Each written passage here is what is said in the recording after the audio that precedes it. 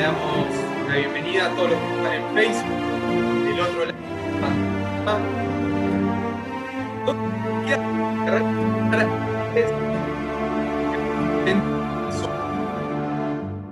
Ahora sí, ya le damos la entrada también a todos los que están en el sur.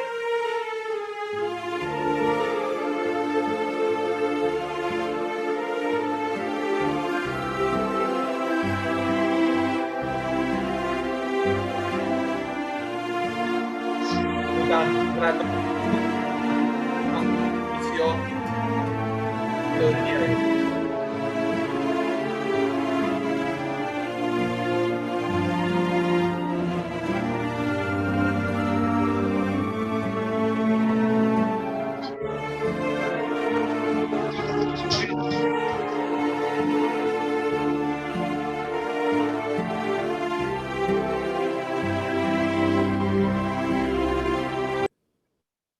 Ahora sí, nos quedaríamos escuchando todo el tiempo la música. Lo voy a pedir a Mario ahí que se desactive el micrófono.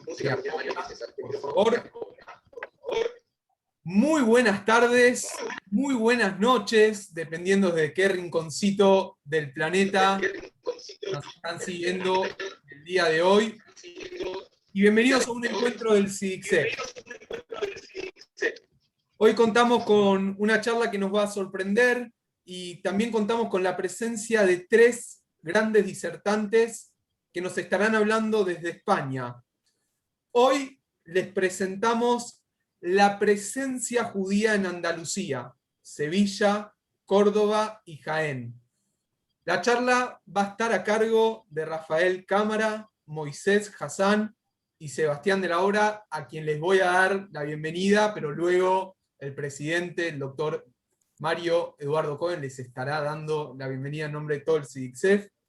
Y quiero contarles, como en cada encuentro, que antes de comenzar queremos agradecerles a todas las entidades que nos vienen acompañando junto con su auspicio durante todos estos encuentros, y ellas son la Comunidad Israelita Sefaradí de Chile, el Centro de Estudios Sefardíes de Caracas, la Comunidad Israelita Sefaradí del Uruguay, la Sociedad de Beneficencia Israelita Sefaradí del Perú, la Comunidad Hebrea Sefardí de Bogotá, FESELA, la Federación de Entidades Sefardíes de Latinoamérica, FESERA, la Federación de Entidades Sefardíes de la República Argentina, la Comunidad Betel y la Red de Juderías de España. A todos ellos, muchísimas gracias por estar acompañándonos en el día de hoy.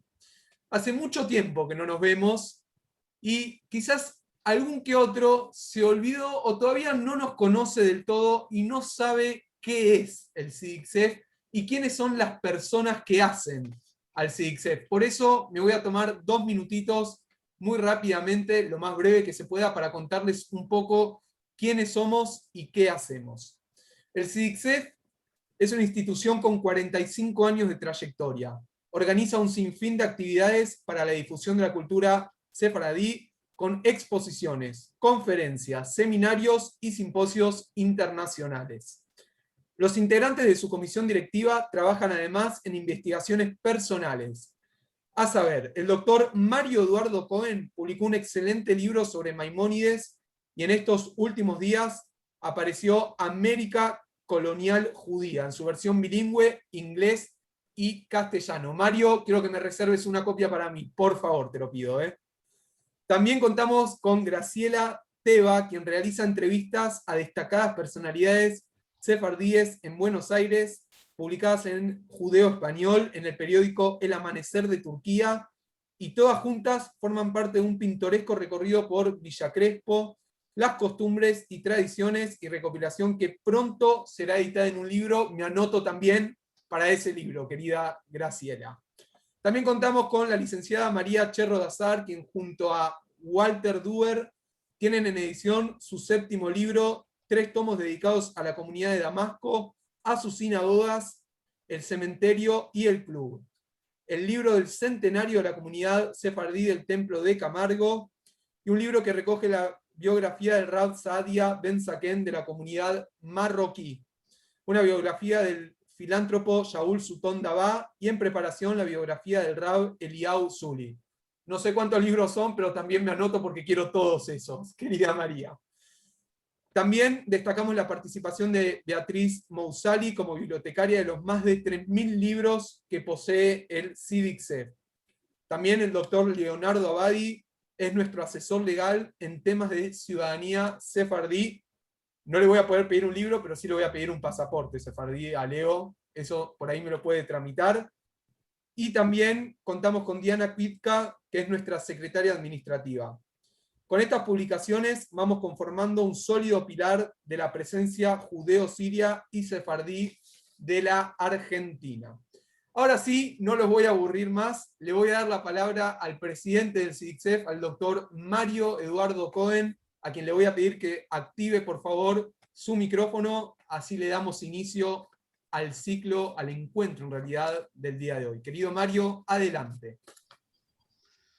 Hola, buenas tardes a todos, buenas noches allí en Europa, Israel y en todos los lugares donde nos están escuchando. Es para nosotros un placer en esta época de pandemia de darle a todo el mundo un minuto de goce intelectual.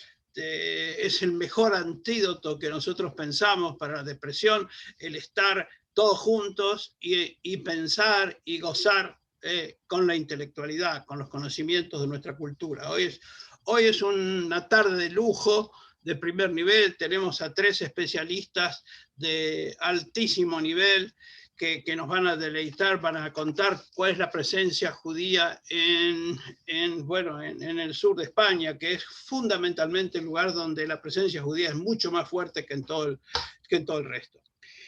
Les cuento un minutito nada más tomo para contar la historia el contexto de todo esto, que es, ustedes saben que los judíos vivieron por lo menos 10 siglos en la península ibérica, y hacia el año 711 los árabes entraron, conquistaron casi toda España, y se transformaron en lo que se llamó el Al-Ándalus, y prácticamente influenciaron en todos los aspectos de la vida, en las matemáticas, en la arquitectura, en el comercio, en las artes, en todo. Prácticamente fueron, diríamos, bien recibidos porque no hubo oposición seria a la invasión árabe. Y los libros de historia tradicional hablan de 8 siglos de lucha de la reconquista. Es una mentira, no hubo 8 siglos de guerras. Sí hubo guerras entre árabes y cristianos, pero también las hubo árabes que lucharon al lado de los cristianos y cristianos que lucharon al lado de los árabes. Así que fue una época de convivencia, una época que cambió para siempre la península ibérica y España. Y en ese ámbito, en ese lugar que los árabes hacia el siglo XI, XII llegaron a una cumbre extraordinaria en la filosofía, en la arquitectura, en las matemáticas, todo eso. Los judíos también llegaron a elevadas digamos, posiciones, y la cultura judeo, digamos, española de aquella época es hoy para estudiarla, para analizarla y para difundirla. Vamos a hablar justamente de ello en un mes. Hemos quedado con estos disertantes en hablar de esas grandes personalidades del siglo de oro de los judíos en España. Pero todo eso, de todas maneras, nosotros, cuando hablamos el español todos los días, estamos incluyendo miles de palabras árabes y algunas decenas de palabras hebreas. Es decir, nosotros hemos recibido ese legado y diariamente lo estamos recordando. Entonces les quería acordar, en 1492 terminó esa etapa de convivencia, pero no terminó del todo, porque después los judíos conversos siguieron conviviendo en esa misma zona, y de alguna manera la presencia judía continuó de forma distinta, por supuesto. Entonces vamos a contarle de quién estamos hablando. Estamos hablando de tres intelectuales que a la vez son dirigentes de primer nivel a nivel local. los tres son intelectuales y dirigentes. En el caso de Sebastián de la Obra, es el creador nada menos, nada más que la Casa de Sefarad, un museo, casa de estudio, casa de investigación, biblioteca, que está en un lugar extraordinario de Córdoba que espero que ustedes lo visiten. Bueno, Rafael Cámara, otro gran amigo, es dirigente de Juventa, una asociación digamos, voluntaria que ha hecho un trabajo extraordinario por reactivar la judería de Jaén. Y no me queda palabra también de agradecimiento también para Moisés Hassan, que es el principal dirigente de la comunidad judía de Sevilla. En síntesis, les amplío algún detalle más sobre el currículum de estas tres personalidades y les doy la palabra. En caso, en orden, vamos a tener primero a Rafael Cámara, que es, bueno, el dirigente de esta institución, que consiguió la concientización a nivel popular de la importancia de la judería de Jaén, trabajó para la reactivación de la recordación de Hasdai Shaprut, un jienense, y en palabras justamente de nuestro amigo Rafael Cámara, él dice que hoy la ciudad se siente orgullosa de su pasado judío. Le vamos a dar luego la palabra a Moisés Hassan, que es por Sevilla, él vive en Sevilla, es ya segunda generación en Sevilla, es licenciado en Derecho de la Universidad Complutense de Madrid, es actualmente profesor honorario de la Universidad Pablo de Olavide, de ahí de Sevilla, es en el Departamento de Derecho Público, ha publicado artículos, es también conferencista y también trabaja en la radio local. Para cerrar tendremos la palabra y el canto, subrayo, de Sebastián de la Obra. Él es es un historiador de historia contemporánea de la Universidad de Granada, se doctoró en Ciencias de la Comunicación en la Universidad de Sevilla, trabajó como director de biblioteca del Parlamento de Andalucía, trabajó como profesor, defensor del pueblo andaluz, como adjunto, y lo fundamental para mí es que en el año 2007 fundó Casa de Sefarad. Un orgullo para Córdoba, un orgullo para los sefardíes, un orgullo para España. Y también fundador y miembro del grupo de música Aljama. En lo personal debo agradecerle que hace 2 años en su casa, en Casa de Sefarad, presenté Maimónides, Pensamientos para el siglo XXI, el libro, nada menos y nada más. Invitó en ese momento a la alcaldesa de Córdoba, que es la señora Isabel Ambrosio. Un lujo, gracias a los tres por estar con nosotros. Querido Rafael, bienvenido.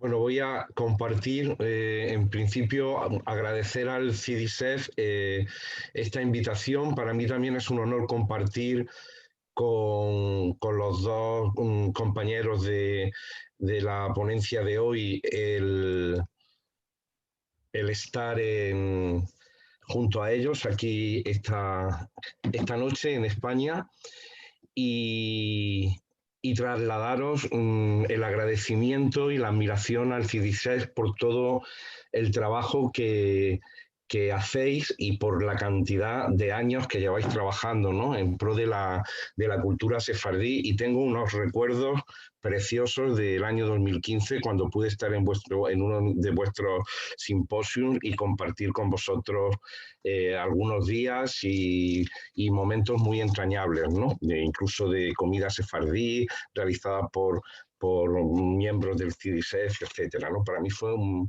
viaje y un momento maravilloso que además fue gracias a la generosidad de un sefardí que vive también en Buenos Aires actualmente, que es Ricardo de Jaén.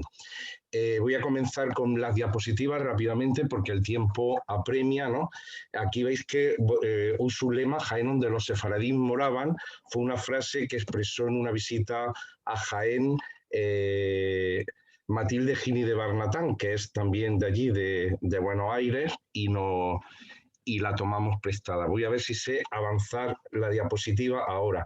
En primer lugar, Juventa es una asociación, como ha dicho mi amigo Mario Eduardo Cohen, una asociación de voluntariado al 100%, no hay ninguna persona contratada. Cada uno de nosotros tenemos otros trabajos, trabajamos en otras cuestiones completamente distintas y lo que hacemos desde esta organización de voluntariado es, tenemos unos objetivos que fundamentalmente de la defensa y promoción del patrimonio histórico de nuestra ciudad, de los espacios singulares y también utilizar ese conocimiento de nuestros monumentos y de nuestra historia, tanto sus valores materiales como inmateriales, usarla también para saber que no tenemos esa pureza de sangre que se vendió en otros siglos, que somos fruto de la interculturalidad y que el otro, entre comillas, no es tan distinto a nosotros como pudiera parecer en un principio. La Judería de Jaén, también está aquí hoy la de Córdoba y la de Lucena, forman parte de la red de juderías de España, Caminos de Sefarad, y veis que en este plano la judería está justamente en el corazón de lo que es el actual conjunto histórico y de lo que era la ciudad amurallada medieval de Jaén. Aquí veis la puerta que daba acceso, que es la puerta de Baeza, que volveremos sobre ella ahora después. La historia de la judería de Jaén es muy, muy dilatada en el tiempo. Como toda la judería andaluza, pues se remonta muy atrás. En el caso de Jaén, el primer documento que tenemos es con los visigodos, con el rey Sisebuto, un decreto del año 612 que recuerda a los judíos de Jaén y de algunas localidades cordobesas también, que los judíos no podían tener en propiedad esclavos cristianos, ¿no? Y llega hasta 1391, que es el año fatídico en el que desaparecen gran parte de las juderías peninsulares. Luego vamos a tener en Jaén judíos, pero no ya lo que era la Aljama, ¿no? Esa ciudad dentro de la ciudad, esa ciudad de los judíos dentro de Jaén, que desaparece en 1391, y pongo el final, entre comillas, de una historia, porque luego la presencia judeoconversa, como bien ha dicho Mario Cohen, va a dejar una importantísima impronta posteriormente, y de hecho hoy por hoy están saliendo cada vez más sorpresas en torno a todo el tema de la historia de los judeoconversos en las diferentes ciudades andaluzas y españolas. Tenemos en Jaén, nos vamos a centrar hoy en el legado material. Tenemos un legado material que no es estrictamente hispano-judío, es decir, el legado material hispano-judío es las sinagogas, los baños rituales judíos, ese tipo de elementos, digamos, que tienen una relación más con monumentos relacionados con la religión, ¿no? Pero hay otra parte del legado material que puede ser el urbanismo, las bodegas de las casas de la judería, etcétera, que creemos que también da tangibilidad a esa historia judía española y andaluza. Por ejemplo, en el caso de Jaén, la trama urbana. Si os fijáis, esas tres flechas señalan en lo que es el adarve principal del barrio judío, que serían, ¿veis el cursor? Me imagino que sí, ¿no? Se ve bien. Pues veis que hay como tres grandes manzanas y una manzana aquí más pequeña en el centro, ¿no? Bueno, pues este gran adarve tiene tres entradas exclusivamente. Entonces se configura todavía, a pesar de las modificaciones de los siglos, sigue manteniendo esa estructura urbanística de barrio que se puede cerrar para que los judíos, como súbditos que eran del rey, pudieran protegerse de posibles ataques. Tenemos ese conjunto de callejuelas quebradas, callejones sin salida, que forman parte, es el corazón de un bien de interés cultural que se llama, de un monumento, que es el conjunto histórico de Jaén, ¿no? En el caso de la judería de Jaén, donde vamos a encontrar un potencial importante. Tengo que decir que sigue en proceso de recuperación, lamentablemente. Llevamos muchos años, vamos más lentos de lo que hubiéramos deseado. Hemos alcanzado esa concienciación colectiva en que la ciudadanía de Jaén sabemos que también tenemos un pasado judío y estamos orgullosos de ese pasado judío, pero lo que es la puesta en valor del barrio judío todavía sigue en proceso. Vamos dando pasos muy lentamente, pero hay una serie de espacios, aquí veis algunas calles de la Judería, que delimitan en concreto un huerto, que es el huerto de Dalías o del Poli, que también le llamamos en Jaén el huerto del Poli porque fue durante un tiempo de un policía, y como digo, en esos huertos existen unos restos arqueológicos de interés. Esto es un jardín privado, por ejemplo, ahí hay una familia, unos miembros de la familia Jaén. En una visita voy a hablar de esa arqueología. En un solar que había donde se construyó un nuevo edificio, que es este que hay aquí, detrás de esta farola, es un edificio donde se ubica un centro de talleres de todo tipo creativos, la Universidad Popular Municipal, Saretai Jaén, que es el nombre de un gran rabino sefardí del siglo XX, ¿no?, cuya familia ha mantenido la tradición de ser descendientes de la judería de Jaén y por eso se le dio ese nombre. Es este señor que está en la foto abajo a la derecha. En este lugar, cuando se hizo la excavación arqueológica, apareció, por ejemplo, esta bodega del siglo XIV de una casa de la judería, ¿no?, donde todavía se aprecian lo que es el arranque de las bóvedas de ladrillo. Y en esa bodega apareció un objeto muy polémico que yo lo voy a nombrar y cada cual pues que opine lo que quiera, porque claro, tuvo sus defensores y sus detractores en cuanto a la interpretación de lo que es. Es un objeto de marfil de unos 10 centímetros de longitud y 8 milímetros que se interpretó en su momento como un posible puntero para la lectura de la Torá, ¿no? Es del siglo XIV, apareció en un contexto arqueológico sin contaminar, pero hay quien dice que no existían punteros para la lectura de la Torá en el siglo XIV, que no hay documentación al respecto. Como digo, es un objeto que unos dicen que sí, otros que no, y actualmente se encuentra en el Museo de Jaén, en el Museo Arqueológico de Jaén. Luego, en esas excavaciones que se han venido haciendo en la Judería, por ejemplo, aquí aparece un adarve, un callejón sin salida, que es del siglo XIII, nada menos. No se recuperó, me hubiera gustado a mí que se hubiera integrado en el nuevo edificio recuperando esa callejuela del siglo XIII, pero bueno, sea como sea, ahí nos explica ese proceso a lo largo de los siglos. Vemos un muro en medio que lo que está haciendo es que el callejón se partió y la mitad fue a parar a una casa y la otra mitad a otra casa. En el huerto de Dalías o del Poli, que es justamente el que hay tras esos muros, apareció también los restos de un hammam medieval del siglo XII, que es el que da consistencia a la hipótesis, a la teoría de que la judería, la comunidad judía de Jaén habitó siempre en el mismo lugar, tanto bajo dominación islámica como bajo dominación castellana.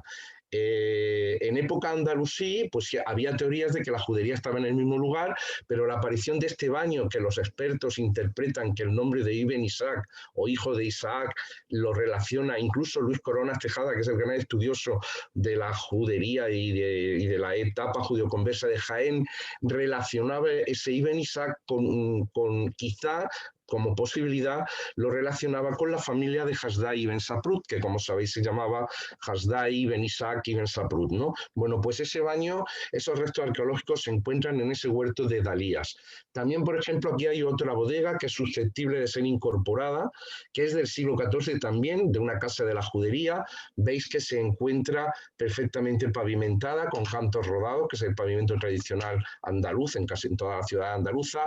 La escalera de acceso, que es la señalo también aquí con el cursor, se conserva perfectamente, ¿vale? Esta bodega del siglo XIV, como digo. Y aquí hay una gran casa que apareció también del siglo XIV también, que relacionan con un uso posterior como sede del Tribunal de la Inquisición de Jaén, que posteriormente pasaría al convento de los dominicos de Santo Domingo. El Tribunal de la Inquisición de Jaén fue el tercero que se creó en España, ¿no? El primero fue el de Sevilla, el segundo el de Córdoba y el tercero de Jaén. O sea que hoy estamos aquí precisamente las tres ciudades que albergaron los tres primeros tribunales de la Inquisición del país, muy posiblemente debido a que la presencia de población judío-conversa era tan grande, era muy grande, y esos primeros tribunales obedecieron justamente a esa condición, ese porcentaje tan elevado de población judío-conversa.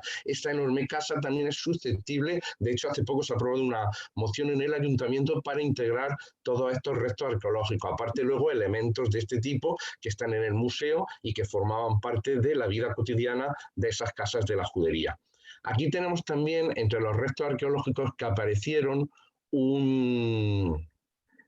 esto es en la Plaza de los Huérfanos, que se llama, en los límites de la judería, aparecieron estos restos arqueológicos. Si señalo con el cursor, estos son restos de una torre y estos son restos de una puerta de la muralla, que ahora la vais a ver más de cerca, ¿no? Esto es lo que se hace en la plaza, se arregla la plaza, y el arquitecto, que se llama John Caño Arbaiza, lo que hace es, con esta elevación, señalar la torre, cuyos muros de tapial son visibles desde este lado, desde esta fuente, ¿no? Y crea un puente sobre lo que es la puerta de la muralla. Este puente tiene un significado muy bonito, porque por una parte une el pasado y el presente, por otra parte une a dos pueblos hermanos, el pueblo sefardí y el pueblo español, y por otra parte es el recorrido que realizaban los judíos de Jaén para entrar o salir de la ciudad de Jaén, ¿no? Entonces tiene todo ese simbolismo. Y lo que hay debajo del puente es esto, los restos arqueológicos de la puerta de Baeza, que veis que todavía hay una columna que era el tope de la puerta, se conservan los quicios donde estaba metida la puerta para abrir o cerrar, y es una puerta que viene desde el siglo XII y que es reutilizada luego bajo dominación castellana. Esta puerta de Baeza, una vez que se documenta arqueológicamente, sabemos que fue la puerta de entrada y salida de la judería de Jaén. La judería de Jaén tenía como uno de sus límites la muralla de la ciudad, y esta puerta, que en otras ciudades ocurre lo mismo, facilitaba en caso de necesidad una salida rápida de la ciudad y un acceso directo al barrio de la judería. De hecho, fuera de esa puerta de Baeza, lo que se ubicaba era un lugar que se llamaba el Barranco o Muladar de los Judíos, la Puente de los Judíos, el Arroyo de los Judíos, y sabemos que posiblemente en esa zona se ubica el cementerio, el antiguo cementerio medieval de la comunidad judía, y estamos atentos a que si en algún momento se hace una excavación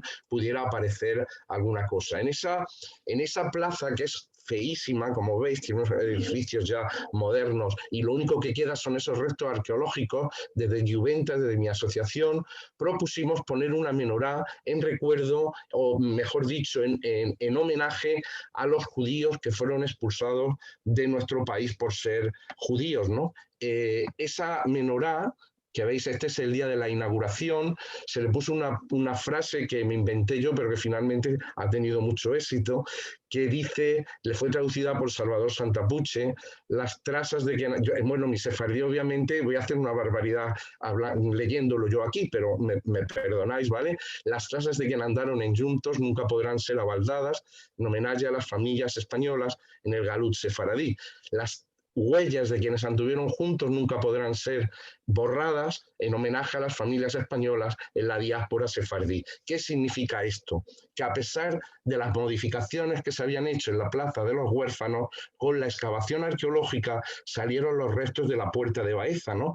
Y entendimos que esas huellas, a pesar de todos los siglos transcurridos y de todas las modificaciones producidas en la plaza, esas huellas nunca podían ser borradas, porque finalmente salieron, aunque fuera de debajo del suelo, y se pusieron en valor, ¿no? Aquí es la visita de Mario Cohen a Jaén hace muchísimos años, yo creo que 20 años, que salió en prensa, y como vino a Jaén un amigo que se llama Pedro Molina, que era el conservador del Museo de Jaén en ese momento, nos dijo, tenemos una medalla con caracteres hebreos. Y venía Mario y sacaron expresamente la medalla para mostrársela. Bueno, pues la medalla actualmente se exhibe en el Museo de Jaén, es un amuleto cabalístico escrito en hebreo por una cara, pero fijaros, es un híbrido, es un elemento del mudejarismo español, donde en el centro de esta cara que señalo con el cursor, no se ve bien, pero hay un hombre barbado que es la figura de Jesucristo. O sea que lo que se hace aquí, luego está el nombre de Jesús escrito en hebreo, y en esta otra parte del amuleto están las 12 combinaciones del nombre de Dios en hebreo, ¿no? Aparte de otra serie de los cuatro arcángeles, etcétera. Bueno, pues este amuleto, como digo, fue precisamente con motivo de la visita de Mario Cohen. Hay uno, si no igual, muy similar, expuesto en el Museo Sefardí de Toledo, y muestra ese mudejarismo, esa mezcla de las diferentes culturas y religiones que pasaron por España. Esto es una posible sinagoga, pero no está documentada como tal, pero hay una cantidad de indicios apabullante, ¿no? Entonces siempre tenemos la duda de si lo fue o no lo fue la iglesia de San Andrés de Jaén. Lo que sí sabemos que fue con seguridad es la ubicación de una cofradía que todavía sigue vigente y que ya se documenta en el siglo XVI como la segunda cofradía con mayor presencia judeoconversa de la ciudad de Jaén, ¿no? Por lo tanto, tiene una posible historia judía como sinagoga y una historia judeoconversa a partir del XVI por la cofradía que a los pies de la iglesia funda una capilla que se conoce actualmente con el nombre de la Santa Capilla. Sí tenemos otros espacios en la ciudad, estos son los baños árabes de Jaén del siglo XI, que sabemos que igual que otros baños del antiguo reino de Jaén, pues eran compartidos por los diferentes credos religiosos. Especialmente en época castellana, parece ser que los viernes era el día que los utilizaba la comunidad judía. Son unos baños muy grandes, tienen 450 metros, esta es la sala templada, y son unos baños públicos. No eran unos baños privados, eran unos baños que en diferentes horarios eran para hombres o para mujeres y en diferentes días para los distintos credos religiosos. Por otra parte, tenemos documentada una sinagoga. Pensar que la comunidad judía de Jaén en el siglo XIV era de 1.500 personas, una de las más grandes de los reinos castellanos. Eso está documentado como tal y se reafirma esos datos con la posterior presencia judeoconversa, que dice que entre el 8 y el 10% de la población total de la ciudad de Jaén en el siglo XV y XVI era de origen judeoconverso, entre 2.000 y 2.500 personas. Una población muy grande que seguramente tuvo que tener más de una sinagoga, pero esta está justamente detrás de estos muros, está documentada, pero forma parte de la clausura de un convento de clarisas, de un convento de religiosas. Si algún día se pudiera excavar ahí, pues sería muy interesante, porque es muy posible que ahí sí encontráramos un legado material hispano-judío para el futuro, ¿no? Esto es una escultura que hicimos con motivo del 1100 aniversario del nacimiento de Hasdai Ben Saprou en Jaén. Como veis, es un homenaje a la tolerancia, a la convivencia, al entendimiento intercultural. Y Ben Saprou fue un gran científico, pero para el desarrollo científico de Al-Ándalus no dudó en trabajar con cristianos y con musulmanes y, por supuesto, con judíos, ¿no?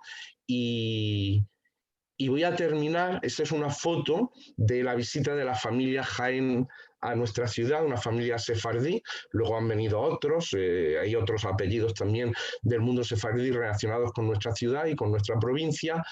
Pero lo vamos a dejar para otro día, que dijimos de hablar de esos valores inmateriales, pero sí voy a terminar aquí con esta poesía de Sebastián Jaén, que es de Buenos Aires, que antes de venir a la ciudad, luego ha venido 2 veces, escribió este poema desde ese deseo de regresar a la tierra ancestral, ¿no? No puedo olvidar cuántas veces soñé en las noches sombrías volver a Jaén y acariciar las piedras que otros acariciaron, personas sin nombre que murieron o partieron, y levantar la tierra hasta encontrar la laguna donde yace mi sangre escondida de la luna. Atravesar temeroso la angosta judería, donde la noche fue noche y el día nunca fue día, en donde los cuerpos libraron el juego de tener que elegir entre el nombre y el fuego.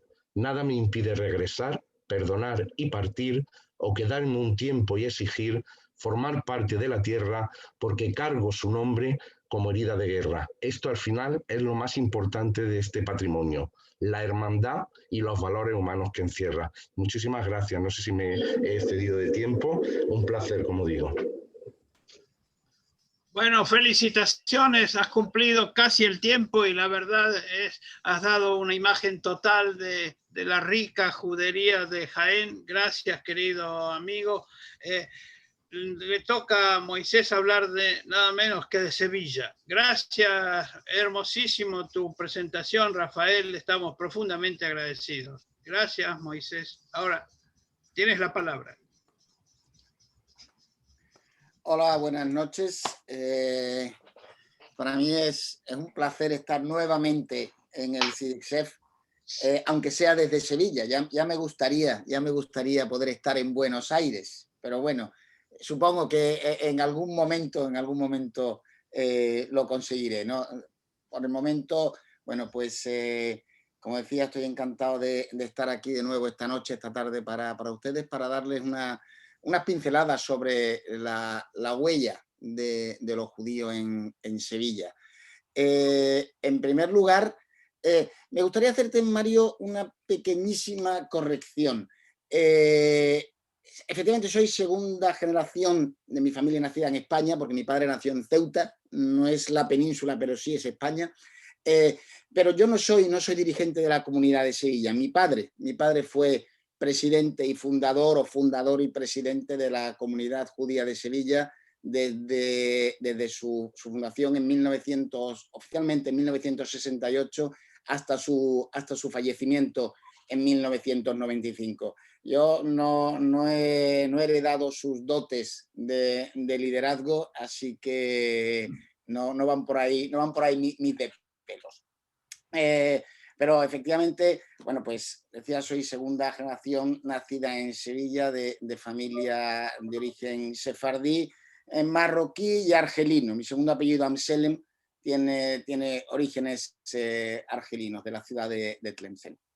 Y bueno, yo voy a hablar de la judería de Sevilla, y antes que nada debería agradecerle a Sebastián, que quizá fue la persona que me enseñó esos restos, ese poquito de restos judíos que hay en Sevilla. Yo con los años he ido estudiándolos y intentando encontrar más cosas, pero quizá fue Sebastián quien me puso hace ya muchos años sobre la pista de lo poquito que había aquí en Sevilla y que sigue habiendo. Me he quedado muy sorprendido con la presentación de Rafael, porque he visto que Jaén se ha puesto las pilas y bueno, pues tienen ahí un patrimonio más que interesante. A ver si se dan un poquito de prisa y sacan todo eso que promete. La verdad es que promete mucho todo lo que hay en Jaén.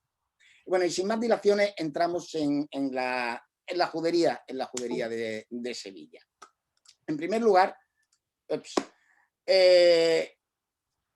tenemos la iglesia de Santa María la Blanca. Y la iglesia de Santa María la Blanca fue una mezquita que fue donada por el rey Alfonso a los judíos de Sevilla en 1252. Fue el privilegio rodado que ahí menciono del año 1252. Se confirma un privilegio anterior del rey Fernando, padre de Alfonso, a los judíos de Sevilla, y todas las mezquitas de la ciudad pasan a ser iglesias, excepto 3 que pasan a ser sinagogas. Y una de ellas, con el tiempo, pasa a ser iglesia, que es Santa María la Blanca. Hoy día es quizá la iglesia de Santa María la Blanca un referente del barroco sevillano.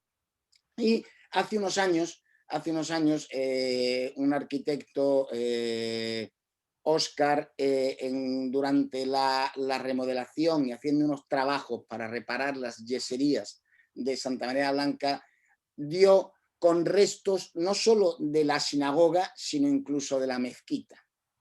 Lo cierto y verdad es que a día de hoy no se ve nada, ha vuelto todo a su estado inicial. Lamentablemente es una pena, porque hay que entender el valor que este edificio tiene, que ha sido templo de las tres grandes religiones, ¿no? Entonces, a día de hoy es una iglesia y funciona como tal, y yo echo de menos el que se muestren los restos que quedan tanto de la sinagoga como de la mezquita, ¿no? Y yo creo que visito la iglesia de Santa María la Blanca a menudo, a diario casi, y un poco intentando presionar, ¿no? A ver si algún día, pues de alguna forma muestran esos restos. Y los podemos ver en las imágenes. La imagen de la izquierda muestra el estado actual y el estado anterior, mientras que la imagen de la derecha muestra el estado intermedio. Es decir, cuando en 2012 se hizo el proyecto para restaurar las yeserías que tenían muchos problemas de humedades, hubo que quitar la copia, porque no es un original, es una copia de un cuadro de Murillo. El original está en el Prado, en Madrid. Este fue de los cuadros que los franceses se llevaron sin pedir permiso y sin pagar, es decir, que lo robaron, y después cuando lo devolvieron nunca volvió a Sevilla y se quedó en Madrid. En Santa María la Blanca cuelga una copia, y cuando quitaron la copia de este cuadro apareció detrás lo que están viendo en las imágenes, que son dos ventanas que se datan del siglo XIV, es decir, en aquel momento el edificio es sinagoga. Fue mezquita hasta 1248, es sinagoga de 1248 a 1391, y tras las masacres de 1391 pasa a ser iglesia. Bueno, pues esto que se encuentra son restos de la sinagoga. La teoría, la hipótesis que plantea Oscar Gil es que había una galería con 12 ventanas, y estas son dos de esas ventanas que aparecen, como pueden ver abajo en el diagrama. A día de hoy, como ven, los arcos siguen existiendo, aunque no son arcos en forma de herradura, no son arcos islámicos, sino que son arcos cristianos, ¿vale? Y lo otro que apareció, que es quizá aún más interesante, es, o se cree, que puede ser el Harón HaKodesh, es decir, donde estaban los rollos de la Torá. Esto aparece, lo pueden ver en la foto de la derecha, ven que hay una parte, eso a día de hoy es tal como se ve, hay un trozo de madera que cubre lo que ven en la foto de la izquierda. Y la orientación es precisamente hacia el este, está orientada a Jerusalén. La mezquita está orientada hacia el sureste, mientras que la iglesia se orienta hacia el nordeste, con lo cual en la esquina, que es el este, es donde se sitúa el Harón HaKodesh, que, como decía, es donde se depositaban los rollos de la Torá. Como les digo, lo mismo, este resto arqueológico se data en el siglo XIV y de momento existe, pero está tapado. Sé que hay un proyecto para ver de alguna manera cómo poder mostrarlo y a la vez mostrar los azulejos, que también son un elemento importante. Los azulejos, en cualquier caso, no son del siglo XIV, sino que son de la renovación del edificio en el siglo XVII, ¿no? Entonces también tenemos, como decía, nosotros en Sevilla, nuestra sinagoga, el mismo nombre que la de Toledo, Santa María la Blanca, originalmente Santa María de las Nieves, y lo que pasa es que, bueno, pues no es sinagoga a día de hoy ni mezquita, sino que es iglesia barroca, muy barroca además. Y seguimos y llegamos a la calle de los Levíes. Y aquí, pues en esto, como siempre, hay parte de leyenda y parte de realidad. Sabemos de la figura de Samuel Leví. Samuel Leví es tesorero del rey Pedro I, al que algunos llaman el justo, otros llaman el cruel. Probablemente tenía un poco de ambas cualidades, y su tesorero y almojarife mayor era Samuel Leví. Samuel Leví, que en principio él vivía en Toledo hasta que el rey lo llama para nombrarlo tesorero real y almojarife, y Samuel se traslada a vivir a Sevilla. La calle Levíes ha mantenido el nombre Levíes desde tiempos inmemoriales, excepto durante una época entre los siglos, creo que son XVI y XVIII, en que se llama calle del Correo Mayor. Pero existe el nombre Levíes de antiguamente, y a día de hoy ha recuperado ese nombre. Y bueno, la leyenda cuenta que el palacio que ven en la foto de la derecha es la casa de Samuel Leví. de alguna forma se asume que Samuel Leví, rico tesorero real, no podía vivir en un pequeño apartamento, tendría que vivir en un palacio, ¿no? Y entonces el edificio que vemos hoy día es bastante posterior, ha habido una doble restauración en ese edificio y a la gente le gusta decir que esa era la casa de Samuel Leví, que de ahí viene el nombre de la calle, pero no hay pruebas documentales que yo sepa, sino que más que nada un poco en la leyenda. Sí es verdad que Samuel Leví vive en Sevilla y muere en Sevilla. Además, Samuel Leví es acusado por la propia comunidad judía de Sevilla, además, hacia 1364, de no ser todo lo honesto que debiera con los dineros reales. Samuel es hecho prisionero, es conducido a las atarazanas de Sevilla, donde es torturado y donde finalmente muere. Es el rey Pedro, que yo siempre digo que no es que el rey Pedro no le gustara o no le cayeran bien los judíos, que sí le caían bien los judíos, simplemente su problema con Samuel no fue un problema de religión, sino fue un problema de dineros, ¿no? Nunca quedó demostrado. El único que menciona algo es Mario Méndez de Jarano, en su libro Histoire de la Juderie de Sevilla, publicado en 1922, en la que cuenta una leyenda de que cuando los soldados del rey entran en casa de Samuel Leví, pues se encuentran una cantidad ingente de lingotes de plata, pero eso no es más que una leyenda, ¿no? Y seguimos avanzando y llegamos a la catedral de Sevilla, donde en su capilla real se encuentra el sepulcro del rey Fernando. Realmente en la capilla real hay 3 sepulcros importantes: el de Fernando III el Santo, el de su hijo Alfonso X el Sabio y el de Pedro I el Cruel Justiciero. La tumba que ven a la izquierda, a la derecha de la imagen, es este cofre de plata, repujado en plata, contiene los restos, el cuerpo incorrupto del rey Fernando, que se abre 3 veces al año y se puede observar el cuerpo incorrupto del rey. Y el epitafio, que es la parte está abajo, está escrito en las 2 partes. Aquí, donde marca el cursor, están las versiones hebreo y árabe, mientras al otro lado están las versiones castellano y latina.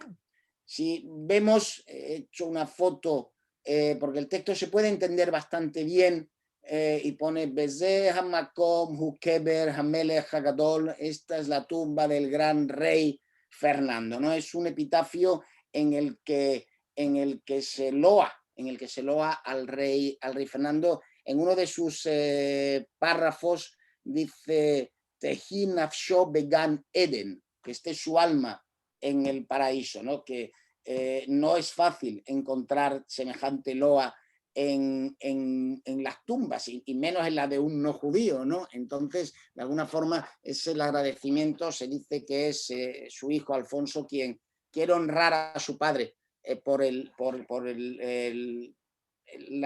la tolerancia de su época, y de ahí viene el epitafio en las 4 lenguas que se hablan en aquella época: hebreo, latín, castellano y árabe. Querido Moisés, te pediría que a ver si puedes en 2-3 minutos ir cerrando tu... Perfecto, sí, queda muy... Vamos a continuar el mes que viene, así que el mes que viene vamos a hacer ampliación de todo esto. Vale. Gracias. Tenemos aquí el mapa de la ciudad medieval de Sevilla, rodeada por la muralla, y en un lateral, al igual que ocurría en Jaén, hay una muralla que es muralla exterior y un muro interior que protege a los judíos, que son propiedad del rey. La foto de la izquierda es una excavación de abril del año pasado, de abril de 2020, en plena pandemia. Decidieron reasfaltar la calle y apareció el resto de la muralla. Esto es muralla interna, al igual que esto que se ve, que esto sí que está actualmente, mientras que aquí vemos la muralla externa de la judería, que es muralla de la ciudad. Como decía Rafael, están aquí las 3 ciudades que tenemos el honor de ser la cuna de la Inquisición en España. Primero Sevilla, después Córdoba y después Jaén. Pues aquí tenemos los restos del castillo de San Jorge y todavía la foto donde pone Callejón de la Inquisición se puede ver, existe un Callejón de la Inquisición y hoy día es un mercado y en los bajos del mercado están las imágenes que he puesto, las ruinas del castillo de la Inquisición. Y para terminar, aquí he puesto entrada al Ben, que es un parking. Esto que ven es el cementerio medieval judío de Sevilla. Este parking se excavó en el año 1996-1997 y aparecieron 192 cuerpos judíos. A día de hoy solamente han dejado uno de los sepulcros, no hay restos humanos dentro, los restos se llevaron todos al Museo Arqueológico, donde, según mis noticias de hace unos días, siguen, y pueden ver en la foto, estos son fotos que se hicieron de las excavaciones, que se hicieron en 1997, donde se ven perfectamente, en algunos casos, esqueletos completos. El cementerio es cementerio desde 1260, 1270, es decir, segunda mitad del siglo XIII, hasta la expulsión. Hay hasta 4 niveles en algunos casos de tumbas donde había restos humanos, como decían, están a día de hoy en el museo. Y esto es, he querido traer esta documentación porque esto es del año, el documento de la izquierda es del año 1966. En España no hubo libertad religiosa hasta 1968.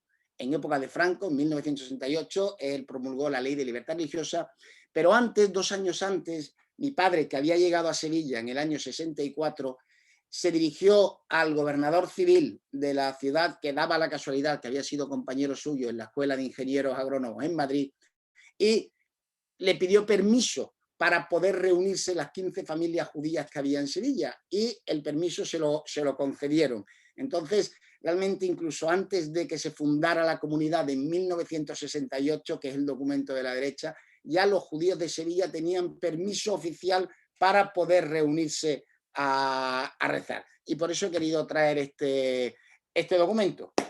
Y esto es todo. Dejaremos las preguntas para el final, si nos da tiempo. Muchas gracias. Querido Moisés, excelentísimo lo tuyo, excelente el trabajo que estás haciendo, nada menos que en Sevilla, que es una ciudad donde, bueno, hay poco conocimiento de todo este pasado judío. Gracias nuevamente, gracias por tu generosidad. Le damos la palabra a Sebastián.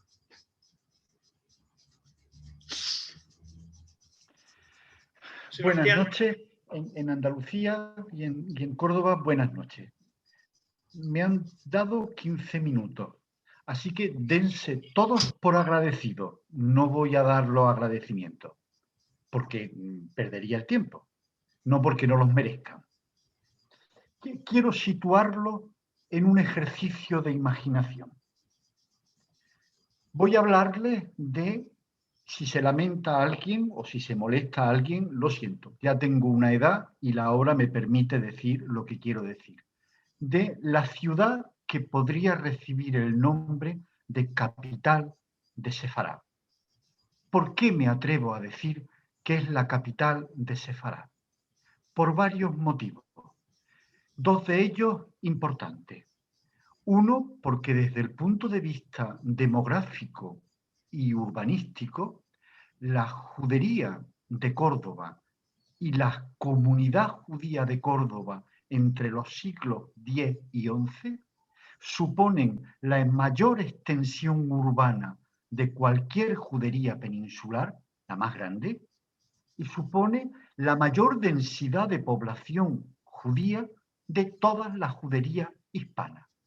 Cuando Rafael con razón hablaba de cerca de un 8 al 10% de población judeoconversa, de origen judeoconverso en Jaén, la judería de Córdoba en pleno siglo X puede tener un 6-7% de población judía.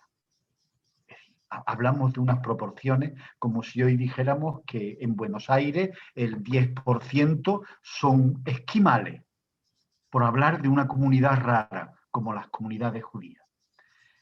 Ese es uno de los pilares. Demográficamente y urbanísticamente, la judería de Córdoba es la joya de Sefarad, la capital de Sefarad. Y después hay otra razón de peso. Desde el punto de vista cualitativo, la presencia, el nacimiento, el estudio, el viaje o el itinerario del gran pensamiento judeo-español en la península se da en Córdoba. En Córdoba viven, trabajan, estudian, viajan toda la élite del pensamiento, hombres y mujeres, de la filosofía, de la cábala, de la medicina, de los cortesanos, etcétera, de la gran tradición judía hispana. Por eso me atrevo a indicarles que hagan un ejercicio de imaginación y vamos a hacer un brevísimo recorrido por la capital de Sefarad, Córdoba. Hay dos juderías en la historia de Córdoba. Una judería en el periodo musulmán, en el periodo que va desde el siglo VII, VIII hasta el siglo XIII, XII, y una judería en el periodo cristiano, con la conquista de la ciudad por Fernando III. Ay, perdón, porque algo me estaba pasando en el ordenador.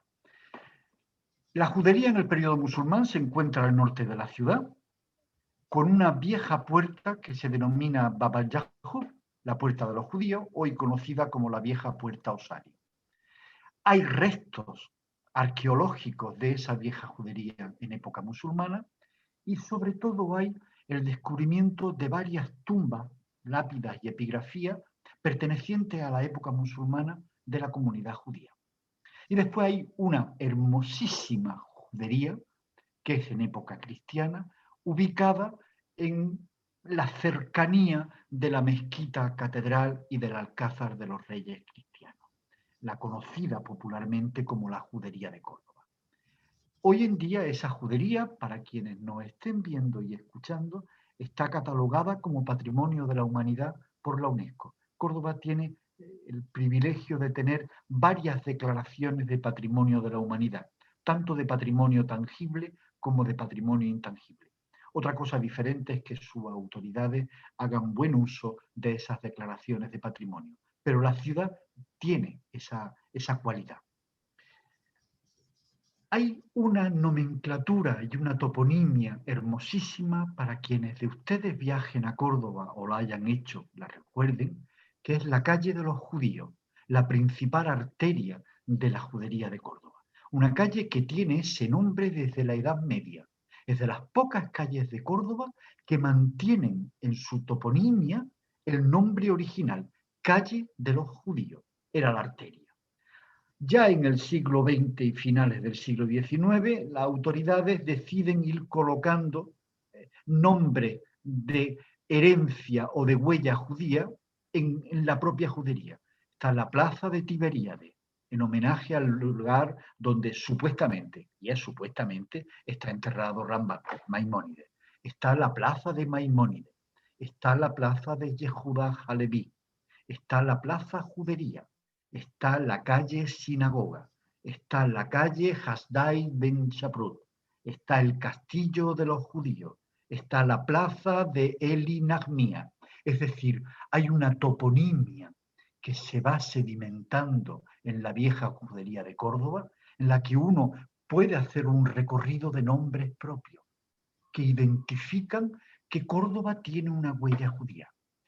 Pero lo más interesante de esta huella urbana es el laberinto urbano de la judería, de traza plenamente islámica. Es decir, la huella de la judería desde el punto de vista urbano es la huella de una Medina musulmana, como lo fue la gran ciudad de Córdoba en época musulmana, tanto en el Emirato como en el Califato, como en los Taifas, como con los almorávides, como con los almohades, aunque dejaron un poco en pie.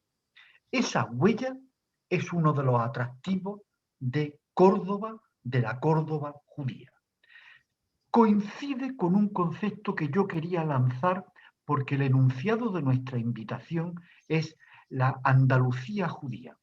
Y tiene un matiz que yo quiero indicar. Lo han hecho mención fundamentalmente Rafael y también Moisés. Las grandes juderías hispanas están en Andalucía. No son Girona, con perdón, no son Rivadavia, no son Hervás. Las grandes juderías hispanas y europeas están en Andalucía, en Arcos de la Frontera, Cádiz, Jerez de la Frontera, Cádiz, Granada, Guadix, Jaén, Úbeda, Baeza, Lucena, Córdoba, Sevilla, Carmona, Écija, Baena, Málaga, Antequera. ¿Por qué le hago este recorrido? Porque son ciudades, no pueblos.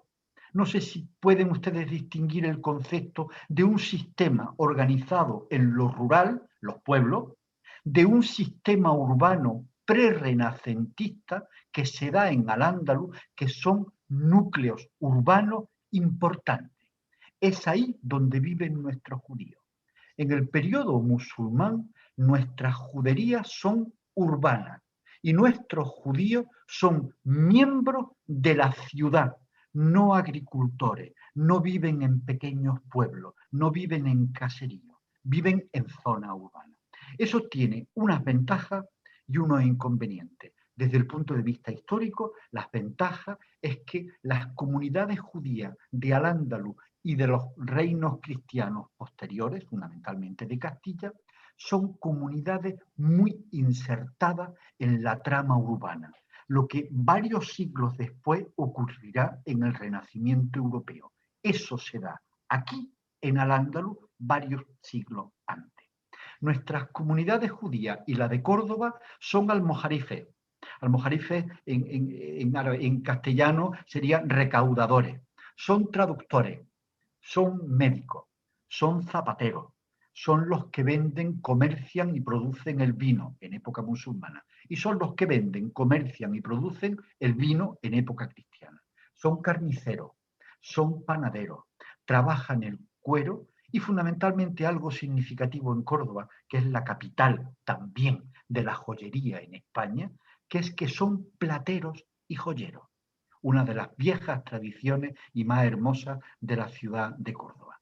Tenemos una comunidad urbana, un espacio urbano sorprendente, como huella urbana, como laberinto de calle. Tenemos una cualidad intelectual importante en la judería de Córdoba, y es que se da el nacimiento en Europa, no solo en España, en Europa, de las dos primeras escuelas, por una parte talmúdica y por otra parte gramatical. En Córdoba, ese hilo que enlaza las grandes tradiciones talmúdicas con Pumbedita, con Jerusalén, con Oriente, en Córdoba se hace más débil porque se crea la propia escuela talmúdica de Lucena. Y en Córdoba, la lengua hebrea, que durante mucho tiempo había estado ubicada en el ámbito litúrgico de la Torá, del Talmud, pero no en el ámbito cultural e intelectual, en Córdoba, la escuela de gramáticos creada por Menachem Ben Saruk y después con la participación de su enemigo, Dunas Ben Labrat, se da el nacimiento de una hermosísima escuela que convierte a la lengua hebrea no solo en una lengua de carácter litúrgico y religioso, sino en una lengua de primer nivel desde el punto de vista literario, poético y filosófico.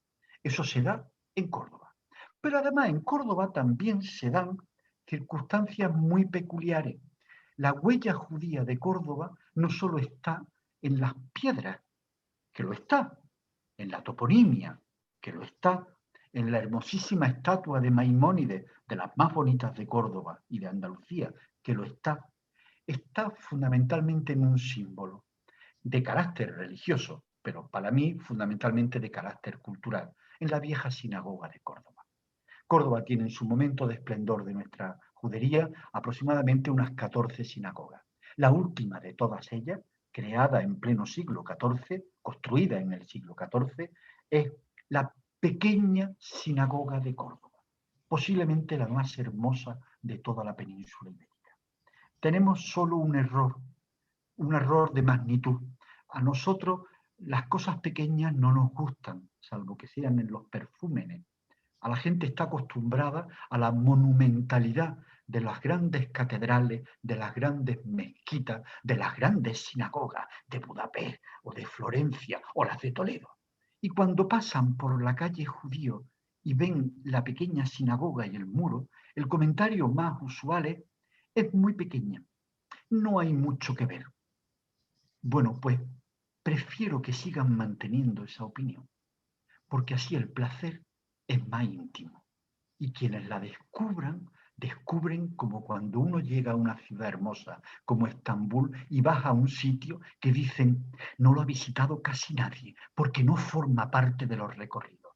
Así que preferible es que sigan diciendo que es muy pequeña y que no hay mucho que ver. Es la sinagoga más hermosa de la península. Una sinagoga que tiene varias características. Primero, se construye muy tarde. Segundo, se construye bajo dominio cristiano del Reino de Castilla. Y tercero, la construyen musulmanes, artesanos, alarife y trabajadores musulmanes que vienen de Granada, de la Granada de la Alhambra, a construir las yeserías y los mocárabes dentro de la sinagoga. Los judíos de Córdoba, en un periodo cristiano, pagan a artesanos y a trabajadores musulmanes para construir esa pequeña sinagoga, que está plagada de textos de los tejilín, de los salmos, que está plagada de referencias epigráficas a los Shir Hashilin, al cantar de los cantares. Una sinagoga que cuando entra y te indican dónde está el Ejal, el lugar de la Torá, mira hacia arriba y no lo ven, tienes que indicárselo. Y hay 18 pequeños arquitos con muchísimos mocárabes y artesonado, y que lo que identifican es Shemone Esrei, las 18 bendiciones, en la famosa oración de la tradición judía. Y encima de esos 18 arquitos con mocárabes hay una expresión escrita en árabe, Barakalli Allah, bendito sea Allah. Y dices tú, ¿esto qué es? ¿Esto qué es? ¿Qué magia posible, que muchas veces ni siquiera se cuenta porque se desconoce? Estoy en la judería, en época cristiana, en una sinagoga judía construida por árabes, con bellísimos textos de la tradición de la Torá, de los salmos, etc., y con una pequeña leyenda que dejan los artesanos musulmanes que bendito sea Allah. Es un regalo. La sinagoga es un referente básico de la judería y de la tradición judía en Córdoba, a pesar de su dimensión. Debería de ser objeto de una singular atención, que ya me gustaría a mí tener 2 vidas más para poder destinar mi tiempo y mi pasión a descifrar todo lo que hay en esa sinagoga. Y después Córdoba tiene otra dimensión. Voy terminando, pero soy el que menos estoy hablando. Y hay una huella de nuestros judíos y judeoconversos en Córdoba que escapa al ámbito de la vieja judería de Córdoba. Es la huella de la Inquisición. Rafael y Moisés han hecho mención a la creación de una Inquisición ex novo, moderna. De hecho, se la denomina la Inquisición moderna o la Inquisición española, diferente de la Inquisición europea y romana. Esa Inquisición nace en Sevilla, su primer tribunal. Su sede primera está en la actual y hermosa iglesia de la Magdalena, en el convento de San Pablo. Después se traslada a lo que Moisés ha comentado, al castillo de San Jorge, pero su primera sede está en la Magdalena. Esa es la primera sede del tribunal. La segunda se crea en Córdoba. Se crea en Córdoba en lo que ahora es el Alcázar de los Reyes Cristianos, el que durante 400 años fue sede del segundo tribunal de la Inquisición. La tercera es en Jaén. Y la quinta o la sexta es en Granada, Y después hay una dispensa especial para un tribunal auxiliar en Málaga. ¿De qué estamos hablando? Estamos hablando de los judíos en Andalucía. Andalucía es la patria de nuestros judíos en Sefará, donde se dan las comunidades y donde, sobre todo, la huella de nuestros judeoconversos se extiende. Esa segunda parcela de la judería y de Córdoba, de la Córdoba judía, es fundamental, porque tiene otro recorrido de memoria y geográfico por la ciudad. La Plaza de la Corredera, donde se celebraban los autos de fe. El propio castillo, el propio Alcázar de los Reyes Cristianos, que era la sede del tribunal y al mismo tiempo la cárcel inquisitorial. El convento de San Pablo, donde se hacían los autos de fe más discretos. Y sobre todo extramuros de la muralla de Córdoba, en Marrubial, el quemadero, donde llevaban a las víctimas y a los procesados a quemarlos, bien en persona, bien en estatua. Hay un segundo plano, un segundo sedimento de la tradición y de la huella judía en la península y en España y en Andalucía y en Córdoba, que es el papel de la Inquisición. Y después hay un tercer pilar, y con esto termino, no se preocupen ustedes ni se pongan nerviosos, para mí es más tarde todavía. Termino con el pilar de qué hay de nuestros judíos y judeoconversos cordobeses en la diáspora, cuando se marchan, porque están, igual que lo están en Jaén. Yo con Rafael, se me olvidó comentarlo el otro día, tendríamos que hacer algo con don Juan de Prado, el médico, el que nace en Lopera y se va a Ámsterdam y se hace amigo de Spinoza y recibe la crítica de la ortodoxia judía, de los cristianos, de todo. O tendríamos que hablar del gran escritor del barroco de Holanda y de Bélgica, el que nace en Montilla, al lado de Córdoba, Miguel de Barrio, conocido en esas tierras por Daniel de Vitt.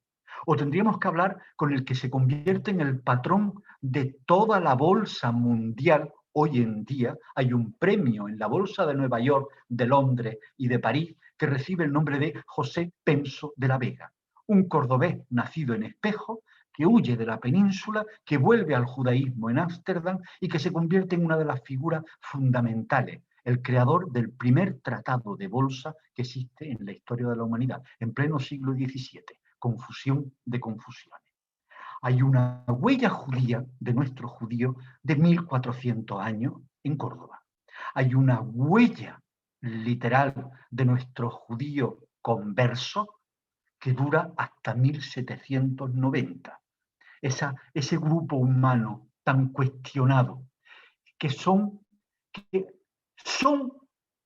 representan lo que no son y que son lo que no representan.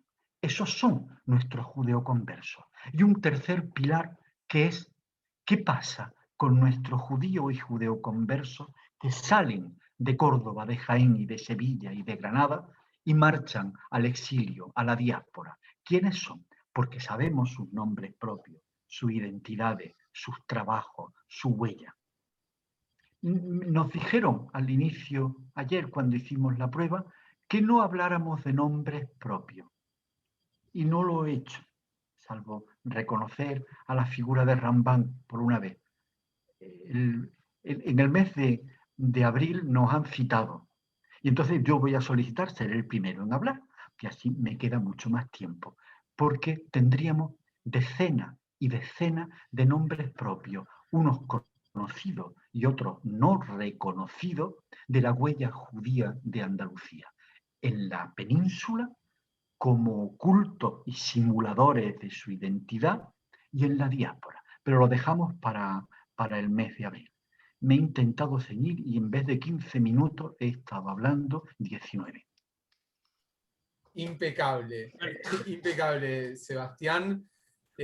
Al igual que Rafael y también a Moisés, a quien voy a agregar al cuadro destacado, quiero que vean, hemos sido casi 200 personas, pero miren las caras del otro lado de aplausos, de alegría, de felicidad. Yo no veo nada, yo no veo nada. Pero yo quiero decirte que todos lo están viendo en este momento, que se está viendo también en Facebook y que están realmente contentos. Queda un ratito más de esta conferencia que estamos viendo, de este encuentro apasionante, mientras que lo dejo a Sebastián, que tome un poquito de agua, café, lo que tenga a mano, Café no, que entonces no duermo. Para calentar esa garganta, quiero contar un par de cositas así bastante rápidas. La primera, quiero que se anoten en su agenda, ya sea digital o a papel, lo que tengan a mano. La semana que viene, miércoles 17 a las 18 horas, tenemos el próximo encuentro, 18 horas Argentina, ¿sí? Para que tomen de referencia. Tendremos una conferencia magistral sobre los judíos marroquíes en el Amazonia y en la Argentina. Así que miércoles 17, 18 horas. La charla que estamos viviendo en este momento va a tener su segunda parte, tanto con Moisés como con Rafael, como con Sebastián, y esa segunda parte va a ser el 21 de abril. Eso también se lo pueden agendar. 21 de abril, quiero a todos del otro lado de la pantalla esperando el segundo encuentro con estos tres grandes disertantes que tenemos, porque sé que son muchas las preguntas que hay, pero no las podemos hacer en este momento. Ahí Ricardo me hace, ok, gracias Ricardo, gracias. Bien, quiero contarles a los tres disertantes y también a todos desde dónde nos estuvieron viendo en el día de hoy. Lo voy a hacer súper rápido porque hemos llegado a nuevos puntos en el mapa. Nos han visto desde Londres, Uruguay, Jerusalén, Maryland, Dallas, Texas, Estados Unidos, Valencia, Sevilla, Tenerife, Córdoba, obviamente en España, las Islas Canarias también, París, Santiago de Chile, esto a título internacional. Ahora, localmente nos han visto de Buenos Aires, Tucumán, Almagro, Córdoba, Argentina, Neuquén, me dijeron la capital de la Patagonia Argentina, así me dijeron en Facebook, Neuquén, el ICAI de La Plata y el grupo Ana Blancospa de la UISO de Córdoba, Argentina, también estuvo presente del otro lado. Pido perdón, imagínense tener que pronunciar Ashkenazim, Sefaradín, todo en un mismo texto, es complejo. Y desde el CIDICSEF tenemos algunos saludos para mandar a Susana Weich-Yahak, a Natalio Steiner, director del periódico Comunidades Plus, a Rachel Amado Bortnik, la directora de Ladino Comunica, a Ellen Burkowski, a Hilary Pomeroy y a Esther Cohen. Si dejamos a alguien afuera, pedimos disculpas, son muchos, gracias a Dios, los que tenemos para saludar. También tenemos en un ratito la palabra, me dijo Mario, de Marta Puig, gerente de la red de juderías, a quien le voy a dar la palabra después de deleitarnos un segundo, un poco más de un segundo, un ratito con la voz de Sebastián. Sebastián, me dijeron que cantás, ¿es verdad? No, yo no canto. ¿Me mintieron? Yo no. ¿A quién le tengo que echar la culpa? Te mintieron. Yo entretengo al público que viene a la casa de Sefará, de la que no he hablado, pero en algún momento tendría que haber hablado, que entre una sala y otra, si se aburren, les digo, ¿quieren ustedes que les cante? Y les canto. Vamos a hacer de cuenta que virtualmente estamos ahí todos juntos y te vamos a decir, queremos que cantes. ¿Lo podés hacer? Hay una larguísima tradición de la que yo estoy enamorado y solo soy un aficionado de música sefardí, que ha tenido muchos momentos, desde un momento de excesiva lírica casi operística a un momento de olvido. La música sefardí no ha sido bien considerada por la alta cultura judía. Se ha considerado durante mucho tiempo como una cuestión de mujeres demasiado popular que cantan en sus ambientes, porque los hombres lo que cantan es verdadera música judía, cantos de sinagoga. Y lo que cantan las mujeres, las romanzas, los romances, las canticas, el cancionero, las coplas, eso es excesivamente popular, hasta que se ha ido recuperando, por suerte y con mucho esfuerzo, por investigadores, por investigadoras, por cantantes, por gente que ha dotado a la música sefardí no solo del calificativo de popular, con cierto sentido de desprecio, sino de popular con el mayor amor a lo que significa mantener una tradición. Yo siempre he dicho que hay entre los tres grandes géneros de la música sefardí, la huella del romancero, las coplas, el cancionero del siglo XIX y sobre todo del XX, y el eco de la música de la sinagoga, hay una tradición sefardí de cantos de sinagoga hermosísima. Yo lo he escuchado. Antes hablaba Moisés del origen de parte de su familia de Argelia. Hay una tradición musical que se mantiene en grabaciones, básicamente en Francia, pero que son de los cantos de sinagoga en la ciudad de Orán, al norte de Argelia, una ciudad sefardí, como Córdoba, con una sinagoga, Moisés, que era una copia exacta de Santa María la Blanca en Sevilla, porque son judíos que salen huyendo de la península, los que llegan, sevillanos, los que llegan a Orán, y hay una vieja tradición de cantos de sinagoga sefardíes, hermosísimos, que se han mantenido en el norte de África, Marruecos, Argelia y menos en Túnez, y sobre todo en el Imperio Otomano.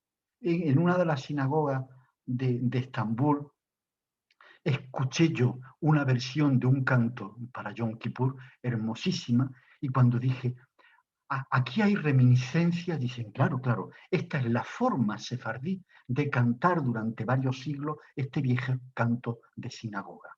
El canto es Adir Benaor, y en la tradición sefardí se canta más o menos así. Adir Benaor,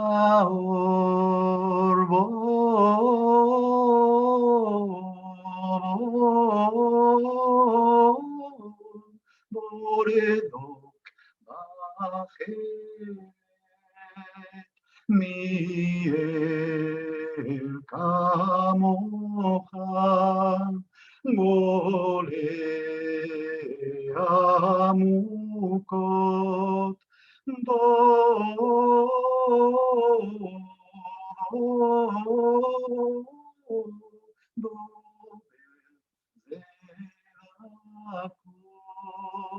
Miel Kamocha,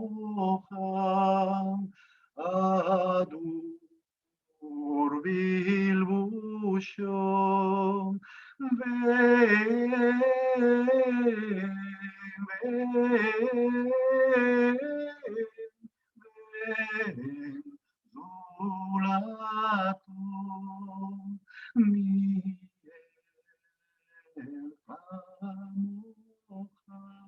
y continúa el canto, y continúa. Permitime un segundito, Sebastián, mostrarte los aplausos y la emoción que hay del otro lado. Me llegan aplausos por el chat del otro lado. Hay una emoción muy grande, y realmente esto demuestra que no hay fronteras. No hay fronteras, que puedan la veo a Graciela también cantando del otro lado al mismo tiempo que vos, y varios más también del otro lado que están cantando. Nos queda un ratito más, nos quedan 5 minutos. Si te parece, Sebastián, yo te dejo descansar un ratito más la garganta, mientras que trato de darle la palabra a Marta, ¿sí? A Marta Puig, a ver si está del otro lado. Le estoy pidiendo que por favor active su micrófono. Saludo a Marta. Ahí tiene el micrófono activado, así que Marta, si hablas, te escuchamos. Pues buenas noches a todos. La verdad que es impresionante ver el número de personas conectadas y el número de países y el interés que genera nuestro patrimonio sefardí. Me encuentro ahora mismo, además, en Lorca. Me encuentro en el Parador de Lorca porque mañana tenemos un acto para señalizar con una placa muy especial la judería de la ciudad, que se ha incorporado a la red de juderías en el año pasado. Y aunque no voy a discutir con Sebastián la importancia de la presencia judía en Andalucía, lo que sí es cierto es que la red de juderías representa de manera casi inconsciente e involuntaria todo un patrimonio que recorre de norte a sur, este a oeste, todo nuestro territorio. Y eso pues, nos hace un poco responsables de la imagen que la recuperación de este patrimonio se pueda tener desde fuera de nuestro país. Yo creo que ha cambiado mucho el apoyo institucional a todos los niveles, desde Casa Real, comunidades autónomas, ayuntamientos, incluso asociaciones, sobre la imagen que la importancia de la cultura judía ha tenido. Nos queda mucho que recorrer, y yo siempre digo que no recordamos la historia para saber lo que pasó. Yo creo que somos responsables, somos somos elementos activos de cómo interpretar esta historia para cambiar la historia en el futuro. Y en eso es donde tenemos que seguir trabajando. Llevamos 25 años ya recuperando patrimonio sefardí, pero somos sin duda actores activos de lo que será la historia del futuro y por eso recordamos y recuperamos la historia sefardí. Importante donde las haya en Andalucía, pero como digo, simbolizamos desde la red de juderías todo un patrimonio que recorre de norte a sur y de este a oeste nuestra península y que poco a poco y con pequeños esfuerzos, pues muchas veces individuales y otras veces colectivos, van aflorando un interés que además supera incluso el conocimiento que en nuestro país tenemos de nuestro patrimonio, es decir, el interés que cada vez que se genera una charla de este estilo o cada vez que generamos actividades, seguidores que tenemos en redes sociales, en web, en actividades, es impresionante. Por lo tanto, tenemos que hacer un camino de ida y vuelta.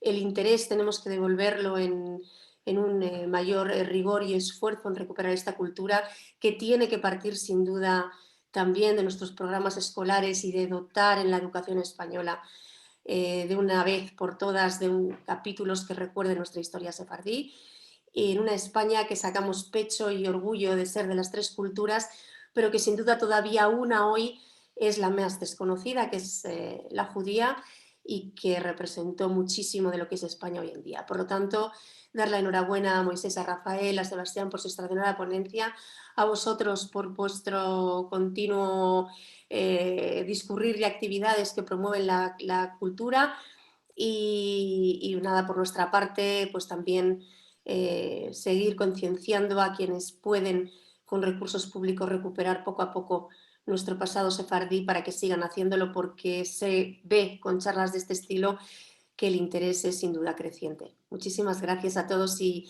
buenas noches. Gracias, muchísimas gracias, Marta. La verdad es que valoramos y apreciamos mucho todo lo que acabas de decir.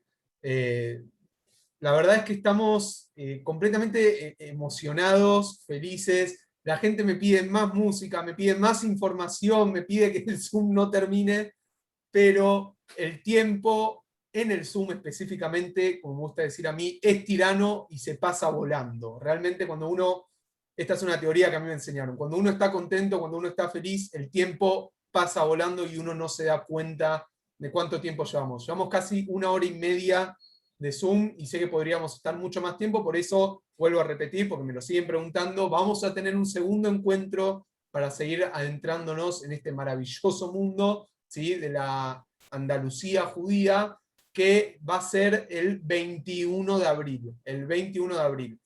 Toda la información nosotros la subimos a las redes del CIDICSEF. Yo mandé tanto por el chat, y lo vuelvo a repetir, el Facebook es CIDICSEF, nos pueden buscar por ahí, que publicamos siempre los flyers con tiempo y toda la información para que puedan seguir entrando a los Zooms. Yo les pido disculpas porque nos queda muy poquitito tiempo, así que para despedirnos, Sebastián, a pedido de la gente, y me sumo al pedido de la gente, te voy a pedir, por favor, una canción más para despedirnos, sin antes agradecerte a vos mucho, realmente mucho, por la exposición de hoy, al igual que a Rafael, al igual que a Moisés. Los tres han sido disertantes de lujo, de primera calidad, y nos han llevado a lugares preciosos, preciosos, inimaginables, y que sin lugar a dudas, cuando se levante la pandemia, con el doctor Mario Eduardo Cohen a la cabeza, vamos a ir a visitar toda la comunidad del CIDICSEF en avión. Nos vamos para España de recorrida. Así que, Sebastián, adelante por favor, y con eso cerramos el encuentro de hoy. Unas breves palabras. Los poderes públicos cumplen con su obligación.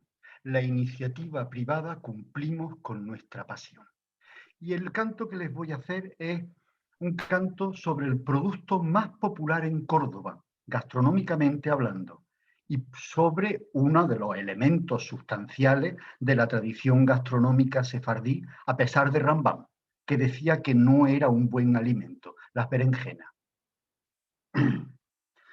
7 modos de guisar la berenjena. La primera que la guisa es la baba de Elena. Ya la hace bocadicos y la mete en una cena. Esta comida la llaman comida de berenjena. La segunda que la guisa es la mujer del chamán. La cavaca por adentro la hincha de aroma. Esta comida la llaman la comida la dolma. Esta comida la llaman la comida la dolma. La tercera que la guisa es mi prima Esther de Chioti. La cavaca por adentro la hincha de arroz motín. Esta comida la llaman la comida la mondroti. Esta comida la llaman la comida la mondroti. La alburnilla es saborida en color y en color.